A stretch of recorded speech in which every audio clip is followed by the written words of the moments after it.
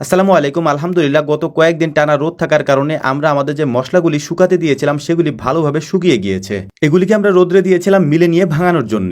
এখানে যে মশলাগুলি দেখতে পাচ্ছেন, এই মশলাগুলির পাশাপাশি এখানে যে গম এবং মুসুরের ডাল রয়েছে এটাও আমরা আজকে ভাঙাতে নিয়ে যাবো ইনশাআল্লাহ। যদিও এই মশলা, মুসুরের ডাল এবং গম এগুলিকে যখন আমরা ক্ষেত থেকে উঠিয়ে নিয়ে আসি তখন এগুলিকে সুন্দর করে রোদ্রে দিয়ে তারপর আমরা প্রক্রিয়াজাত করে রেখে দেই। তারপর দীর্ঘদিন পর্যন্ত এভাবে থাকে। এরপর যখন এগুলি আমাদের প্রয়োজন হয় তখন আবার ভালোভাবে রোদ্রে শুকিয়ে এগুলিকে আমরা ভাঙিয়ে নেই খাওয়ার জন্য। তবে আজকে এগুলিকে আমরা এত বেশি পরিমাণে করছি, এর পেছনে কয়েকটা কারণ আছে। আমাদের কাছ থেকে যারা ঘি অর্ডার করেন বিভিন্ন সময় তারা আমাদেরকে জিজ্ঞেস করেন যে ভাই আপনাদের কাছে এগুলি পাওয়া যাবে কিনা। তখন আমরা তাদেরকে বলি আমাদেরকে সময় দিলে আমরা এগুলিকে প্রক্রিয়াজাত করে সুন্দর করে রোদ্রে শুকিয়ে ভাঙিয়ে আপনাদেরকে দিতে পারবো ইনশাআল্লাহ। সেরকম কিছু অর্ডার আমাদের কাছে ছিল, যে কারণেই আমরা আমাদেরগুলি ভাঙানোর পাশাপাশি সেগুলিও আজকে সুন্দর করে ভাঙিয়ে নিয়ে তাদেরকে পাঠিয়ে দেবো ইনশাআল্লাহ। মরিচগুলি শুকনাই ছিল, এই শুকনা মরিচগুলিকে হালকা একটু রোদ্রে দিয়ে আর একটু মচমচা করে তারপর আমরা একটা ব্যাগে ভরে নিয়েছি। এর পাশাপাশি এখানে মুসুরি ছিল, যেটা থেকে আমরা মুসুরের ডাল বের করে আনবো। এখানে আরো ছিল হচ্ছে গম, এই গম থেকে আমরা হচ্ছে লাল আটাটা বের করে আনবো ইনশাআল্লাহ। সবকিছু আলহামদুলিল্লাহ শুকিয়ে গিয়েছে। ভালোভাবে আমরা পরীক্ষা করে নিচ্ছিলাম যে কোনোভাবে নরম আছে কিনা। যদি নরম থাকে তাহলে মশলার গুণগত মান তেমন একটা ভালো হবে না, যে কারণেই আমরা কয়েকবার রোদ্রে দিয়ে একেবারে মচমচা করে শুকনো করে তারপর এগুলিকে আমরা নিয়ে যাচ্ছি।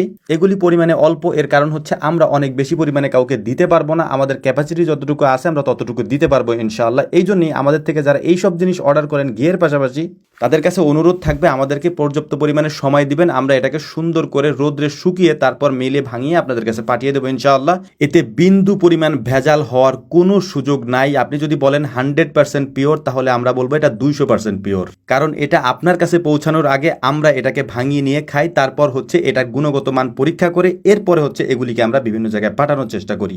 যেহেতু আমরা সময় নেই, এর পাশাপাশি আমরা খুব অল্প পরিমাণে এটা করার চেষ্টা করি, এ কারণেই হচ্ছে এটার মানটা আমরা ভালো রাখতে পারি আলহামদুলিল্লাহ। মিলে আসার পর প্রথমে আমরা হলুদ এবং মরিচের গুঁড়াটাকে গুঁড়ো করে নিয়েছি এবং এটাকে আমরা 3 বার দিয়ে তারপর গুঁড়ো করেছি। সাধারণত 2 বার দিয়ে গুঁড়ো করা হয়, আমরা 3 বার দিয়ে তারপর গুঁড়ো করেছি। এতবার দেওয়ার কারণ হচ্ছে এটাকে আমরা একেবারে মিহি করে নিয়েছি, যাতে হাতের মধ্যে ধরলে এটা হাতের মধ্যে একেবারে না বাজে, পাউডারের মতো হয়ে যায়। আমরা যখন ধনিয়া এবং জিরাটাকে গুঁড়ো করছিলাম তখন এটার এত সুন্দর একটা সুঘ্রাণ আসতেছিল যেটা আসলে অবাক করার মতো।